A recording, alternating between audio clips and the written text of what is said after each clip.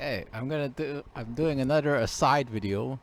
In this video, I'm talking about how to redo the pocket of your goalie glove.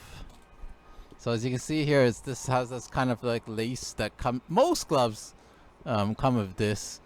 I've had a few that don't come with it, but maybe the other person who had it before me has changed it to like the same type of lace that you see that you use for your skates before I obtained the glove.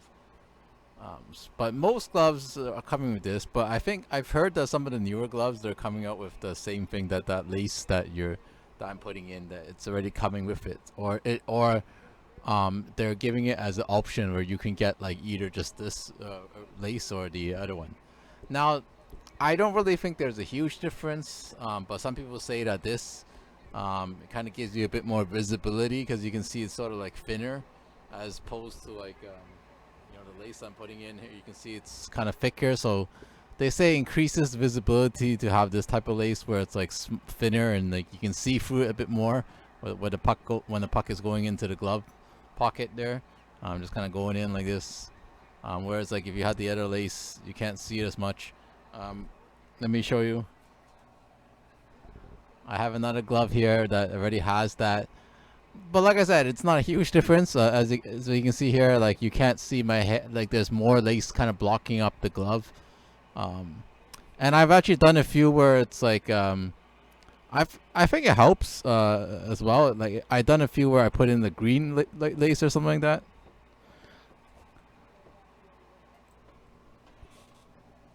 Okay, so I think I had to stop the video to eat dinner and then do other stuff. But I think what happened was I was talking about how like the this type of lacing has less visibility. Well, I mean it's pretty bright, but I guess like in some not as well lit areas that you might play in, especially if you're playing outdoors and when the sun starts setting or whatever. Like I think there's like this one arena where I played outdoors. It has a shelter on top, so it's never really very sunny. And there is lights that run there, but maybe not a lot of light. You could kind of like, I mean, here the webcam is well lit, so it's actually you can see pretty well. But like anything that's not white usually might look a little dark, because of the light is blocked by this top part of the glove. So then it might be like hard to determine what's just like the pocket of the glove and what's the actual puck. So you might just see like a kind of a dark grayish instead of white.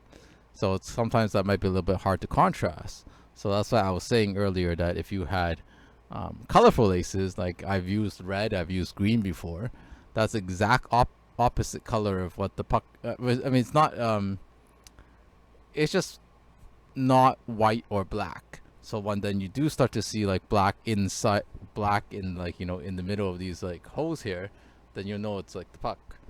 But to be honest, I think like in the middle of like playing, um,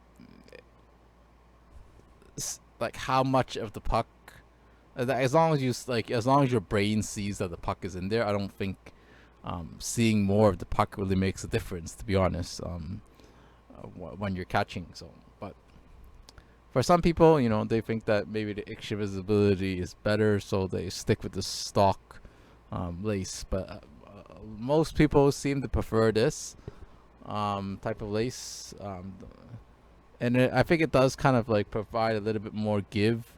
Like when the puck is hitting it, you kind of like it kind of flexes a bit more and it kind of cushions it. So that's part of why they like that. I don't know. But anyways, I'm not gonna spend too long recording this. So basically, I know there's a lot of people like they'll tell you the technique and they'll have a whole like a video that's more than 10 minutes long, just kind of showing you how to do it. But for me, I just go by the basics, right? Like same thing when I'm doing the other projects that I might do videos of. You basically, you just it's the same thing as working on a car or working on whatever like you're disassembling. If you're like you're reassembling it, it's just doing the opposite.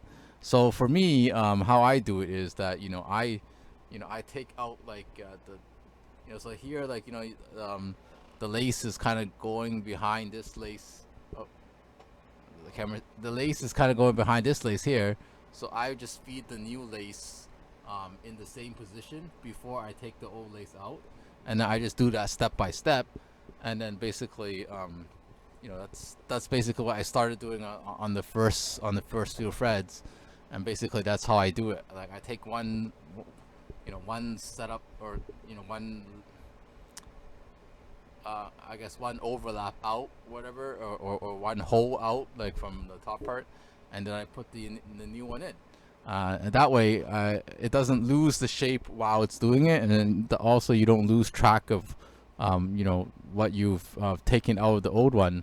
When it's not like you take out the whole old thing and then you have to loop it all together, remember how to do that.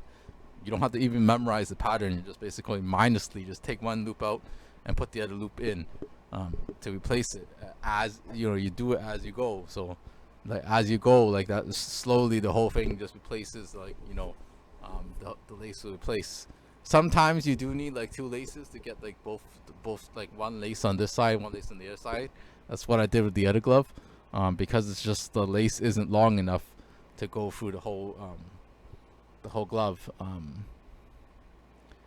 Even if like the original one is, but usually skate laces, they have a specific length, and I don't wear really big skates, so I don't go with the I guess I think it's 140 inches is the maximum like a skate lace would go. I might only use like the 110 or whatever laces for my skates as well, because I don't have really big skates either.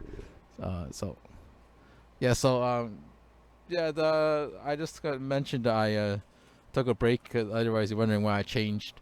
To be honest, this shirt was a little bit hard to put on. I think like not having played for like some time because of the lockdown, I gained some weight, so I was having a little trouble putting the shirt on. It's actually like struggling a little bit. I think the last time that I had my weight taken at the doctor's, like because of the lockdown, the weight had gone up already 10 pounds. So I don't know like whether that continued. I don't see myself like getting really like lots and lots of weight. But I think like definitely I think like also my muscles had to be broken down a lot more while I'm playing, so that is a factor too. But definitely not burning as much fat while I'm not on the ice, so I put on a little bit weight. But other than that, so that's how you lace a skate glove. I think I'll put in some links. Like I didn't want to really feature that too much on this video. So for those who actually think that you might benefit from a video, because like I said, I don't like when I did it. It's pretty self-explanatory. I've done it all the times like that. It's like my fourth glove I'm doing. I think I've always just taken one lace out and put the other lace in. That's kind of how I do it. So I didn't really need any instructions. But if you want some, I'll try to find some links and put that in the description for how you can do it as well.